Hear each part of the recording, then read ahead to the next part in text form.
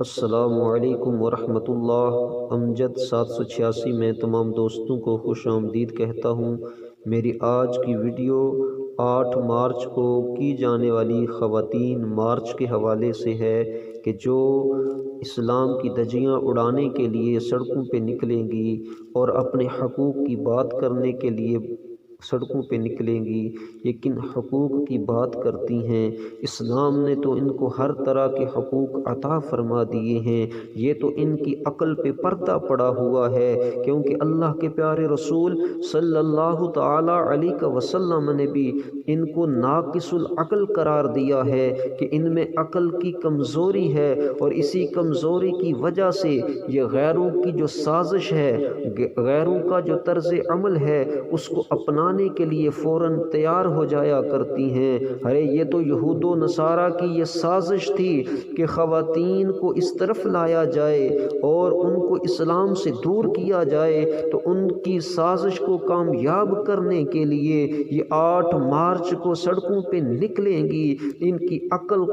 کے اوپر پردہ پڑا ہوا ہے، ان کی عقل کے اندر کمی ہے۔ ارے اسلام نے تو آپ کو وہ حقوق عطا کر دیے ہیں کہ جن کا کوئی تصور ہی نہیں کر سکتا۔ اگر آپ اسلام سے پہلے کی تاریخ کو پڑھ کے دیکھیں تو آپ کو پتہ چلے گا کہ عورت کا کیا مقام تھا، کہ عورت کو کوئی حیثیت نہیں دی جاتی تھی، عورت کو فتنے کا سبب قرار دیا جاتا تھا، عورت کے اوپر طرح طرح کی الزام تراشیاں کی جاتی تھیں، ہر اعتبار سے عورت کے حقوق کو پامال کیا جا رہا تھا۔ یہ اسلام ہی تو ہے کہ جس نے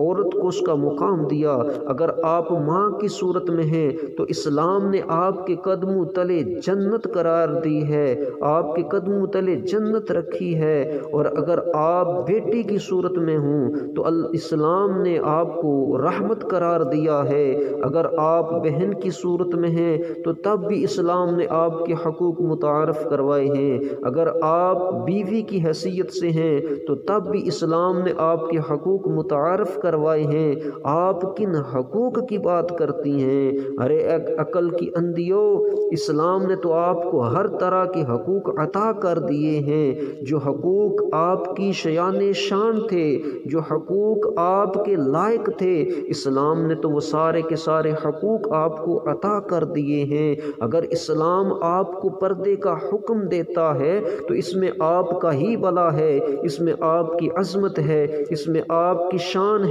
اس میں آپ کی عزت ہے، اس میں آپ کی بلندی ہے، کیونکہ ہمیشہ قیمتی چیز کو ہی غلاف چڑھایا جاتا ہے۔ آپ نے دیکھا نہیں کہ قرآن پاک کو ہی ہمیشہ غلاف کے اندر رکھا جاتا ہے؟ کوئی کتاب کتنی ہی اعلیٰ کیوں نہ ہو، کوئی کتاب کتنی ہی پائے کی کیوں نہ ہو،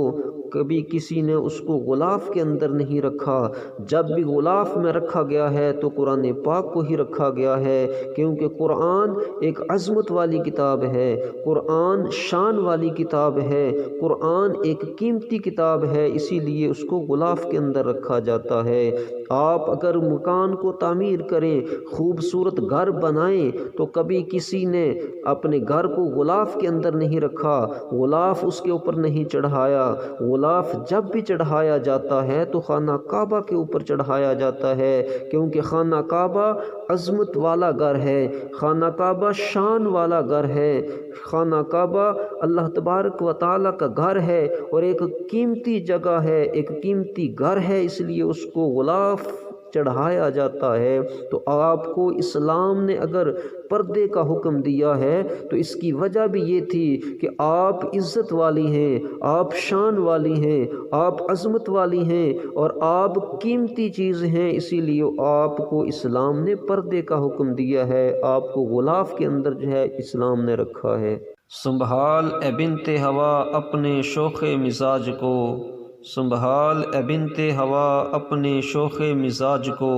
ہم نے سرے بازار حسن کو نیلام ہوتے دیکھا ہے، ہم نے سرے بازار حسن کو نیلام ہوتے دیکھا